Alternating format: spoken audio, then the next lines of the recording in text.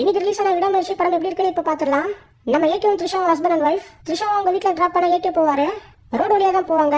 அவங்க அங்க போக 9 hours கிட்ட டைம் ஆகும். நடுவில் ஏகேவோட கார் பிரேக் டவுன் ஆகுது. அப்ப அந்த வழியா அர்ஜுனும் ரிஜினாவும் வராங்க. ஏகேவோட வண்டியை டோப் பண்ண ஆள் கூப்பிட அர்ஜுன் ரிஜினாவோட வண்டியில ஏறி த்ரிஷா போறாங்க. ஆனா ரொம்ப நேரம் ஆகியும் த்ரிஷாவை காணும். த்ரிஷா எங்க போனாங்க? த்ரிஷாவை நம்ம ஏகே தேடி கண்டுபிடிச்சாரா இல்லையா? இதுதான் இந்த படத்தோட ஒன்லைன் ஸ்டோரி. எனக்கு இந்த படம் ஒரு அபேரஸ்ட் ஓகேஷான மூவியா தான் ஃபீல் ஆச்சு. மூவி ஸ்டார்டிங்ல ஒரு 25 minutes கிட்ட நம்ம ஏகேக்கும் த்ரிஷாக்கும் லவ் போர்ஷன் தான் காட்டுவாங்க. 25 minutes அப்புறம் தான் ஸ்டோரி வெளியே போகும்.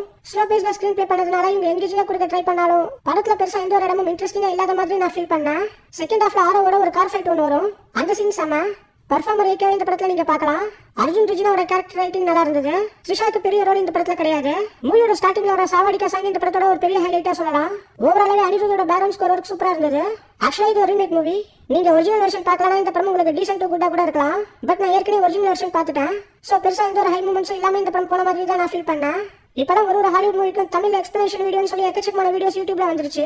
இந்த மாதிரியான ஒரு டைம் பீரியட்ல ரீமேக் படம் பண்ணது ஒரு தப்பான டிசிஷன் தான் நான் சொல்லுவேன். இது ஏகே மாதிரி ஒரு பெரிய ஹீரோ பண்ண வேண்டிய ஸ்டோரியா எனக்கு ஃபீல் ஆகல. மகிழோட ஒரிஜினல் ஸ்டோரியில ஏகே வச்சு மாசா ஒரு படம் எடுத்திருந்தா கண்டிப்பா அந்த படம் இதை விட பெட்டரா வந்திருக்குங்கிறது என்னோட ஒப்பீனியன். இதுல மாஸ் மூமெண்ட்ஸே சுத்தமா கிடையாது. முக்கியமா மகிழோட படம் தான் நம்ம ஞாபகம் வச்சுக்கிற மாதிரியான ஒரு சீன் ஒன்று வரும். அந்த மாதிரியான சீன் இந்த விடாமுயற்சியில கிடையாது.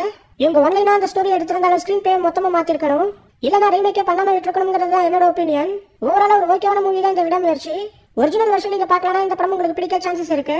ஒரிஜினல் வெர்ஷன் பார்த்தவங்களுக்கு இந்த படம் அவ்வளவா இம்ப்ரெசிவா இருக்காது.